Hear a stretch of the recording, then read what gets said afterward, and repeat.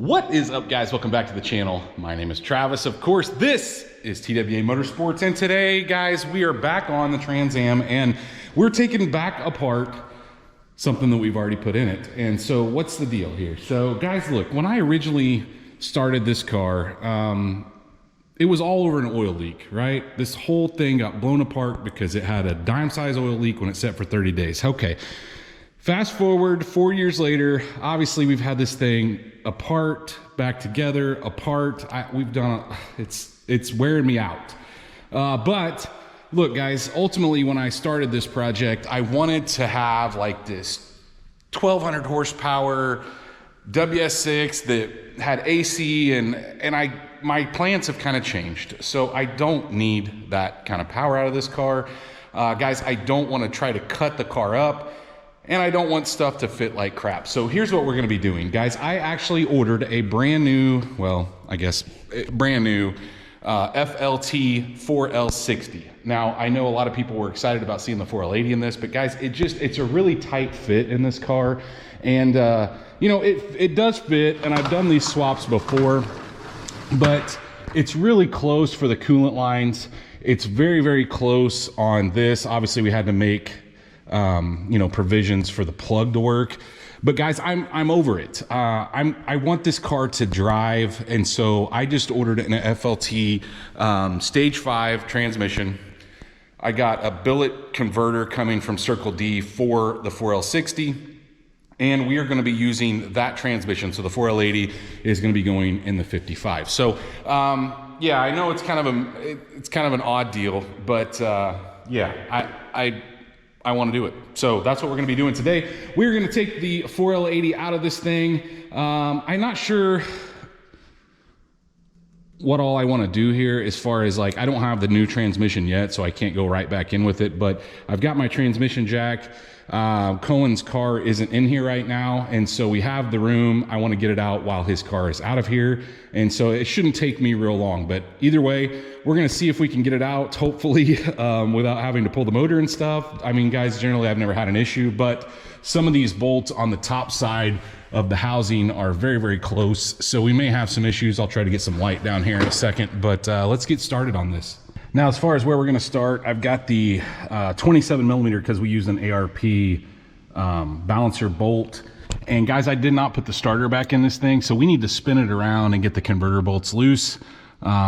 These are the ones that came with the converter, so shouldn't have any problems. There's 3 of them, and I know that, you know, they have the ability to put 6 in these, but guys, we're not going to make that kind of power. So either way, let's spin it around and get all the converter bolts out.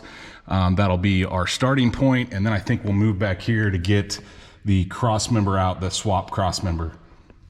Now, if you guys remember, we had to use the spacers that they supplied, which is basically a washer. This goes between the flywheel and the converter, so just make sure that you don't lose those. We'll need those. You may or may not need them. We'll have to test measure when we go in the 55 with this transmission, but yeah, don't lose those.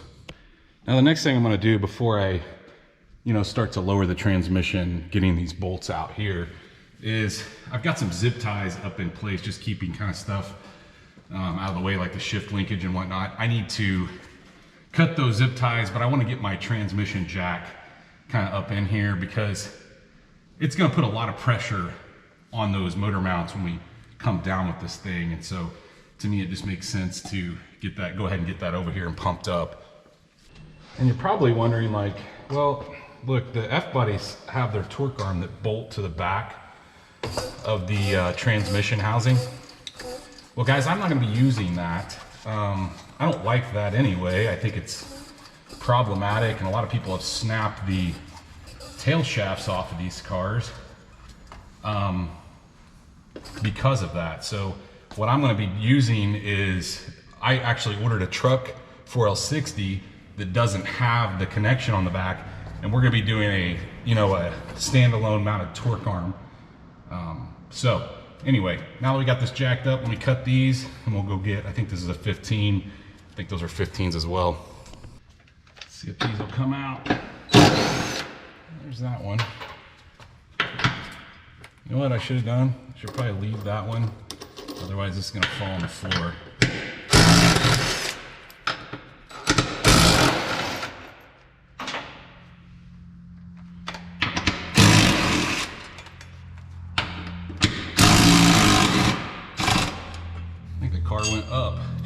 that?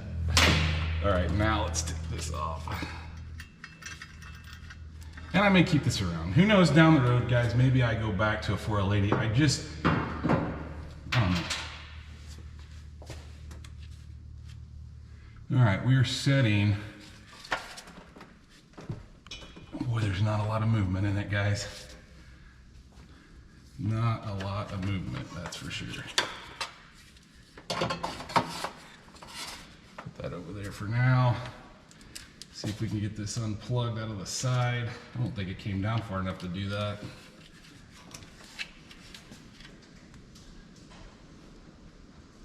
I don't even think it's, well, maybe it's resting on this. Let's let it down just a little bit and see. Oh, okay. All right, you can see we're to the point where it's not falling anymore. I need to adjust these guys out, actually.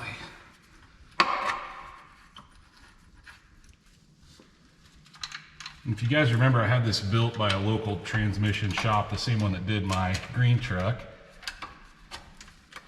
And he did a great job, that's why I used them for this one.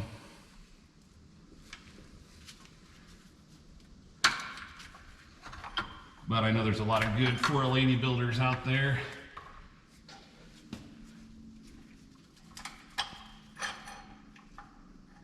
All right,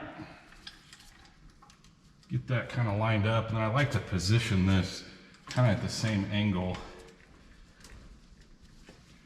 And now, guys, we got to work on, go ahead and get some stuff unplugged that we're not going to be needing. Remember, we added that front input speed sensor for the 4L80. We won't be using it, but I'm going to keep it in the loom. And I put a bunch of zip ties on to keep stuff out of the way up here, but we'll get all this disconnected. Now, if you remember, I ordered a patch, right? So this has a 90 on it to make it fit a little better, but we won't be using this, obviously. And like I said, we're going to be leaving the input speed sensor in there because we're not going to be doing the segment swap, so it shouldn't matter. But man, I put a lot of zip ties on this thing. Once we get everything unplugged, guys, you can see the 12 o'clock position. Actually got a little more room than I thought I'd have. But I did make that bracket to hold the dipstick tube in. You see that guy right there? I need to get that off because the dipstick's gonna have to stay in place when we come down with the motor. So I'm gonna work on getting the dipstick tube loose.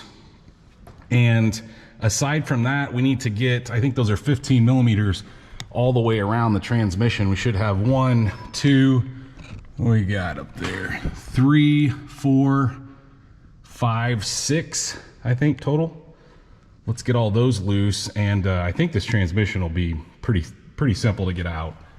Well, I think, guys, got them all out.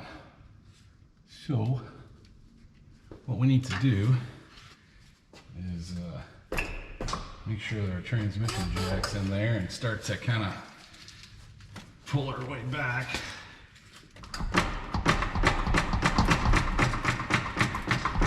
We need to get off those dowels, which is always fun. Yeah, it's not wanting to come down. We're gonna have to let it down a little, I guess. See if we can work it off there.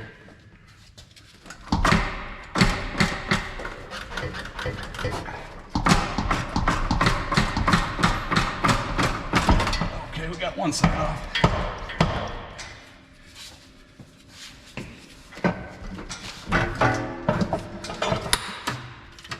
Got a last bolt out up here.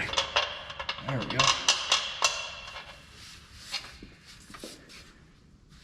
Yeah, we're almost clear.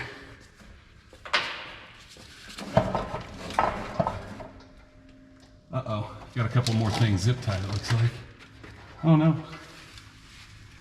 Let's start to come down with it a little bit.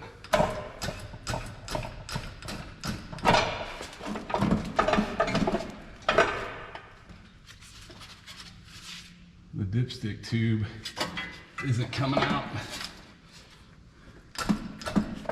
It will though.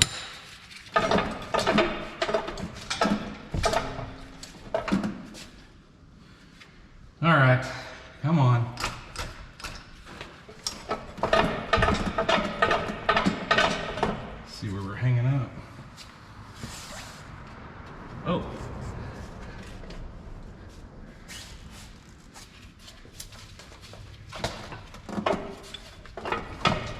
The dipstick is literally what we're hanging up on at this point. Just stuck in there.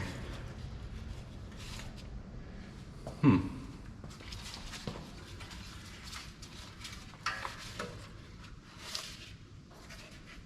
know if I can get in there and grab it or not. Okay, like while I was getting ready to strap the transmission down, the tube came out. So, I think we're clear at this point.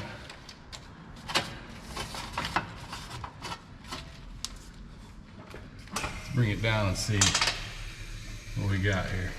Boy, it's a close fit with those headers, guys. You'll notice, if you guys watched the video back when I originally did this, we had to trim the ears off the the transmission housing, bell housing, because they just won't fit.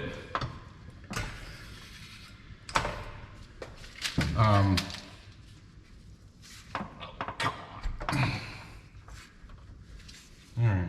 Yeah, they won't fit, definitely won't fit with headers, but it's a really close fit with like your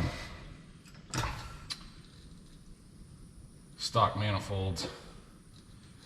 Holy cow, this thing goes so slow now.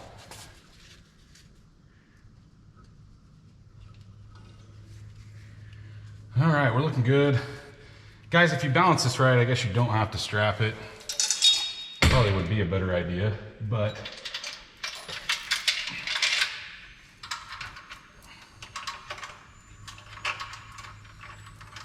get it low enough where I can get it out from under the lift. And there we have it. Those nice shiny bolts. And like I said, guys, we added, so this is the factory sensor that's going to go back into the 4L60. This guy right here is the one that we added and ran with the factory loom.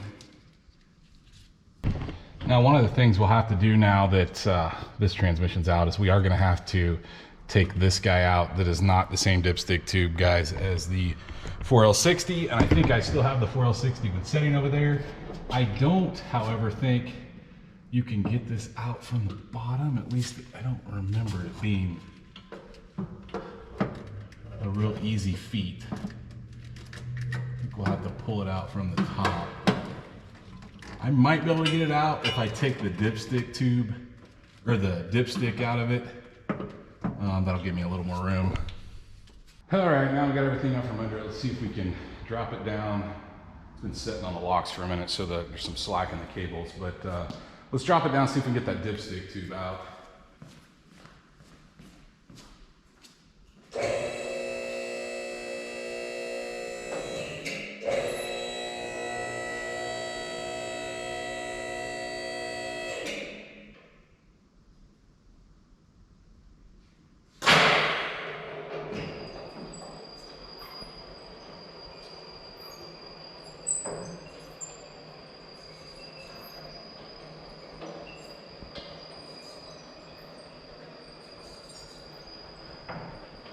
Not sure I gotta go all the way down with it.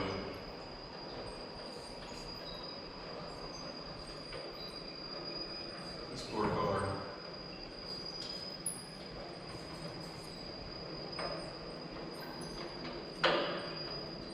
I'll put it all the way down.